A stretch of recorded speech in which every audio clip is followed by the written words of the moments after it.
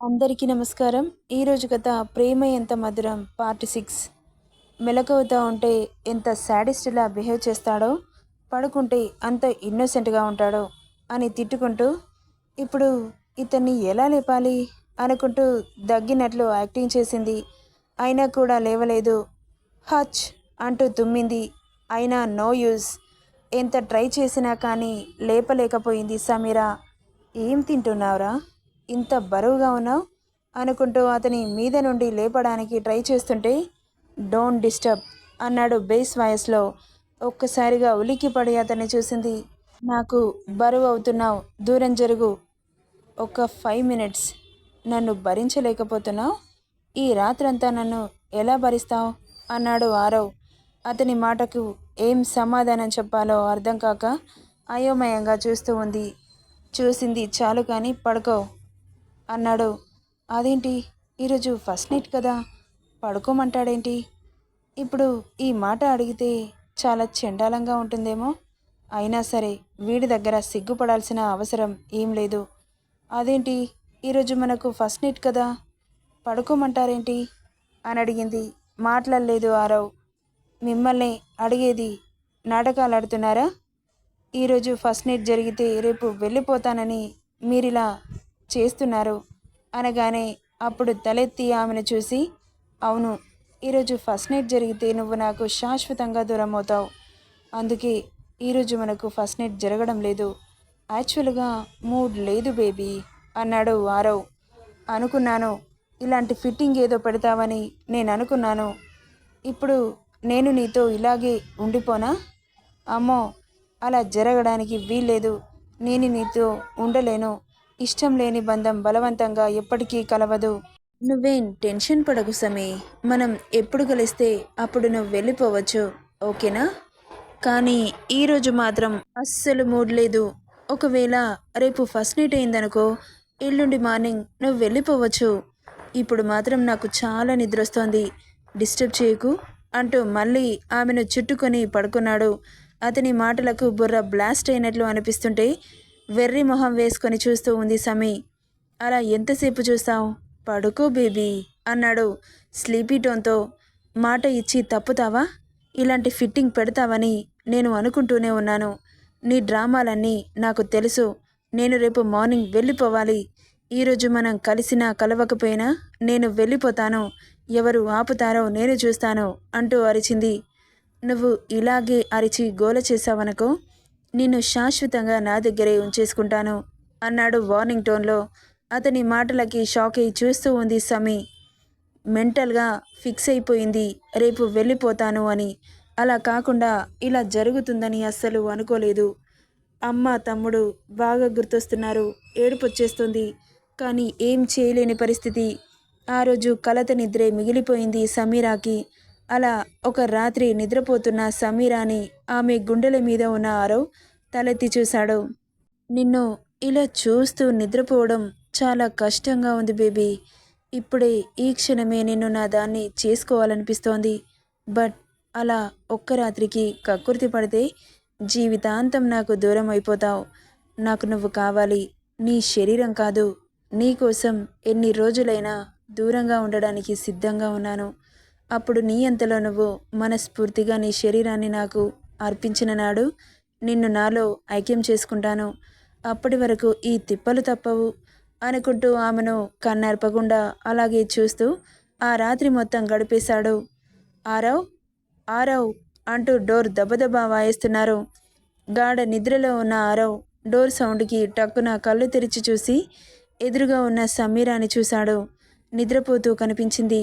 చాలా ముద్దుగా, పెదాలు సున్నాలా చుట్టి బుజ్జి కుక్కపిల్లలా కనిపిస్తుంటే ఆమె పెదాలపై చిరుముద్దిచ్చి డోర్ సౌండ్ ఇంకా అలాగే వినిపిస్తుంటే చిరాగ్గా అక్కడి నుండి లేచి డోర్ ఓపెన్ చేశాడు. ఏమైంది, ఎందుకలా గోలగోల చేస్తున్నారు? అది కాదు నాన్న, ఇంటి చుట్టూ మంటలు. మనం ఇంట్లో నుండి బయట కాలు పెట్టకుండా ఇల్లుని ఎవరో కాల్ చేస్తున్నారా? వాట్? అవునరా, ఇంటిని కాల్ చేస్తున్నారు. ఒక్కసారి చూదు పదా అంటూ అందరూ కిందకు పరిగెత్తారు. మెయిన్ డోర్ ఓపెన్ చేసిన ఆరవ్కి దట్టమైన పొగలు ఇంట్లోకి రావడం మొదలుపెట్టాయి. వెంటనే డోర్ని క్లోజ్ చేశాడు. కోపంతో అతడి పిడికిలి బిగిసింది. ఇదంతా చేసిందెవరు అంటూ అరిచాడు. ఏమో నాన్నా, ఎందుకు చేస్తున్నారో ఎవరు చేశారో నాకు తెలీదు అన్నాడు రఘునందన్. ఇక వెంటనే పాకెట్లో ఉన్న మొబైల్ చేతిలోకి తీసుకొని ఎవరికో కాల్ చేశాడు. వితిన్ 5 మినిట్స్లో చుట్టూ అంతా క్లియర్ అవ్వాలి. ఈ పని చేసిన వాడిని నా కాళ్ళ దగ్గర పడేయండి అంటూ అరిచాడు. ఓకే సార్ అన్నారు. ఎవరు ఇలా చేశారు ఆలోచిస్తున్నాడు. ఏదో గుర్తొచ్చిన వాడిలా వెంటనే సీసీటీవీ ఫుటేజ్ని ఓపెన్ చేశాడు. నైట్ 7 గంటల నుండి చూడడం మొదలుపెట్టాడు. ఇంటి చుట్టూ నైట్ అంతా చాలా చీకటిగా ఉంది. అలా చూడగా మిడ్ నైట్ 12 o'clockకి ఎవరో బ్లాక్ కలర్ ముసుగు వేసుకున్న వ్యక్తి కనిపించాడు. సెక్యూరిటీ కళ్ళు గప్పి గేట్ లోపలికి వచ్చి వాడి పాకెట్లో ఉన్న లైటర్ తీసి వాడి చేతిలో ఉన్న పెట్రోల్ ఇంటి చుట్టూ చల్లి మంటలు వెలిగించాడు. దాన్ని చూస్తున్న ఆరవ్ కళ్ళు కోపంతో రగిలిపోతున్నాయి. అంతలో రింగ్ అవుతున్న మొబైల్ చేతిలోకి తీసుకొని లిఫ్ట్ చేశాడు. సార్, ఇంటి చుట్టూ క్లియర్ చేసేసాం, మీరు నిశ్చింతగా బయటకు రావచ్చు. ఓకే, వాడెవడో తెలిసిందా? లేదు సార్, ఎంక్వైరీ చేస్తున్నాం, డోంట్ వర్రీ అంటూ కాల్ కట్ చేశాడు. ఆరవ్ కోపంతో దవడ కండరాలు అటు ఇటు కదులుతూ, రేయ్, నువ్వు నాకు కనిపించాలి, నీకు అదే ఆఖరి క్షణం అవుతుంది అని అక్కడి నుండి కోపంగా తన రూమ్కి వెళ్ళిపోయాడు. లోపలికి వెళ్ళిన ఆరవ్ బెడ్ మీద సమీర కనిపించలేదు. ఒక్కసారిగా షాక్ కొట్టినట్లు చూస్తూ సమీరా అంటూ అరిచాడు. వాష్రూమ్లో ఉందా అని అక్కడ వెతికాడు, బాల్కనీలో వెతికాడు, ఎక్కడా కనిపించలేదు. అమ్మయ్యా, మంచి పని చేశావురా, వాడి బారి నుండి నన్ను కాపాడి చాలా గొప్ప పని చేశావు. లేకపోతే రోజు వాడు పెట్టే టార్చర్కి చచ్చి ఊరికినేదాన్ని. డోంట్ వరీ అక్క, నీకు నేనున్నాను, నిన్ను అలా వదిలేస్తానా చెప్పు? నువ్వున్నావన్న నమ్మకంతోనే ధైర్యంగా ఉన్నాన్రా. బాబోయ్, వాడి సాడిస్ట్ ప్రేమ. సర్లే, ఏదైతేనేం ఇక్కడి నుండి బయటపడ్డాం. వెంటనే ఈ దేశం వదిలి వెళ్ళిపోవాలి, లేకపోతే మనం ఎక్కడున్నా వెతికి మరీ పట్టేసుకుంటాడు. అవునక్క, మనం అబ్రాడ్ వెళ్తున్నాం. అమ్మని ఎయిర్పోర్ట్లో డ్రాప్ చేయమని డ్రైవర్కి చెప్పాను. మనం డైరెక్ట్గా ఎయిర్పోర్ట్కి బయలుదేరదాం. సరేరా, మంచి పని చేశావు. ఆఫీస్ బాధ్యతలు బాబాయ్ చేతిలో పెట్టాను, నువ్వేం టెన్షన్ పడకక్క. ఓకేరా, నాకు నువ్వున్నావు, అంతే చాలు అంటూ తమ్ముడు తనని కాపాడాడు అన్న సంతోషంలో చాలా హ్యాపీగా ఉన్న సమీర వాళ్ళున్న కార్ సడన్గా ఆగింది. డ్రైవర్, ఏమైంది?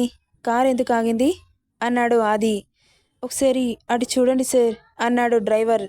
తల తిప్పి ఎదురుగా చూస్తున్న సమీర ఆదిత్య కళ్ళు పేలిపోయాయి. ఎదురుగా జూలు విదిల్చిన సింహంలా కనిపిస్తున్నాడు ఆరవ్ బాబు. అతని కారు ఫ్రంట్ బ్యానెట్ మీద సిగరెట్ కాలుస్తూ చురకత్తుల్లాంటి చూపులతో వాళ్ళని చూస్తూ ఉన్నాడు. అతని చూపులకు గాని శక్తి ఉంటే అక్కడే మాడి మసైపోయేవారు, అంత షార్ప్గా ఉన్నాయి అతని చూపులు.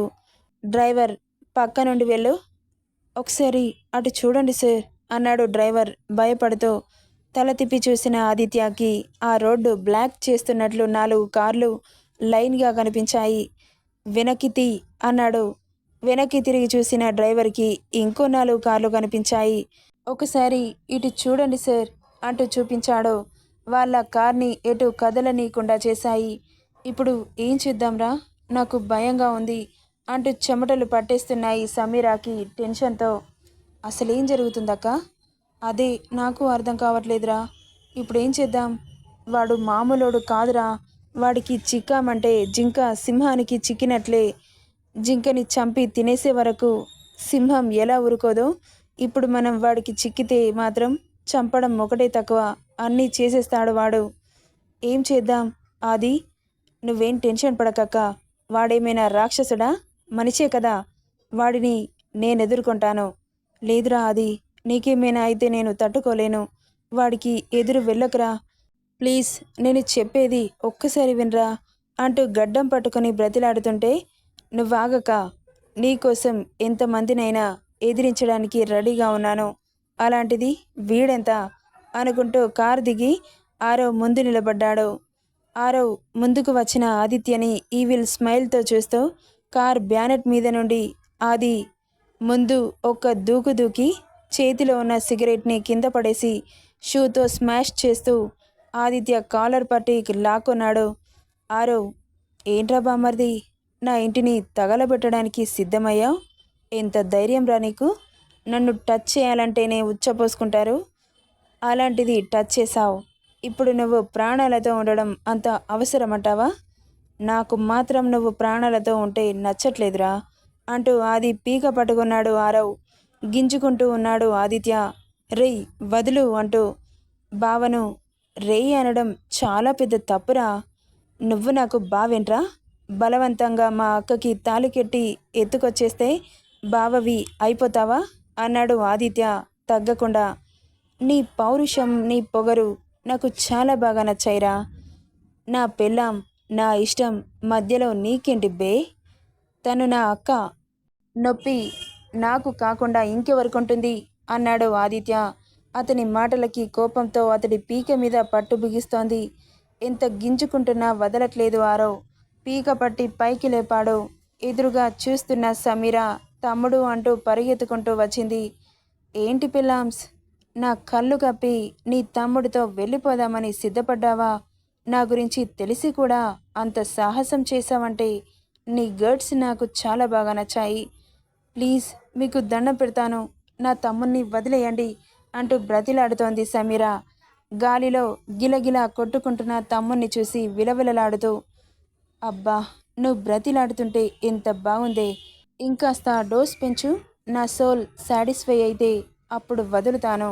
అప్పటి వరకు నా తమ్ముడు చచ్చిపోతాడు. నీకు దండం పెడతాను, నీకేం కావాలో అది చేస్తాను, నా తమ్ముణ్ణి వదిలేసేయ్ ప్లీజ్. హా, ఇలాగే ఇంకాస్త అన్నాడు. లోపల కోపం ఉన్న బయటకి నవ్వు నటిస్తూ. ఏం చేయాలో చెప్పండి చేస్తాను, నా తమ్ముని మాత్రం వదిలేయండి, మీ కాళ్ళు పట్టుకుంటాను అంటూ అమాంతం ఆరవ్ కాళ్ళ మీద పడిపోయింది సమీర. అక్క, నువ్వాడి కాళ్ళు పట్టుకోవద్దు అంటూ పూడుకుపోయిన గొంతుతో అరుస్తున్నాడు ఆది. నువ్వు నోరు మూసుకో అంటూ తమ్ముణ్ణి అరిచి, ప్లీజ్ ఇంకేం చేయాలో చెప్పండి, అది చేస్తాను, మీతో ఎన్ని రాత్రులు గడపమన్నా గడుపుతాను, మా తమ్ముణ్ణి వదిలేయండి అంటూ అరిచింది. ఇంకా పట్టు పెంచుతున్నాడే కానీ వదలట్లేదు ఆరవ్. ప్లీజ్ అండి, నా తమ్ముణ్ణి వదిలేయండి, మీకేం కావాలో చెప్పండి చేస్తాను అంటూ అరుస్తూనే ఉంది. అలాగే నవ్వుతూ చూస్తున్నాడు ఆరవ్. జీవితాంతం మీతోనే ఉంటాను, ఇక వదిలేయండి అంటూ గట్టిగా అరిచింది. క్షణంలో కిందకి వదిలేశాడు ఆరవ్. నెక్స్ట్ ఏం జరుగుతుందో నెక్స్ట్ పార్ట్లో చూద్దాం. ఈ స్టోరీ ఎలా ఉందో కామెంట్ చేయండి friends. Thank you for listening.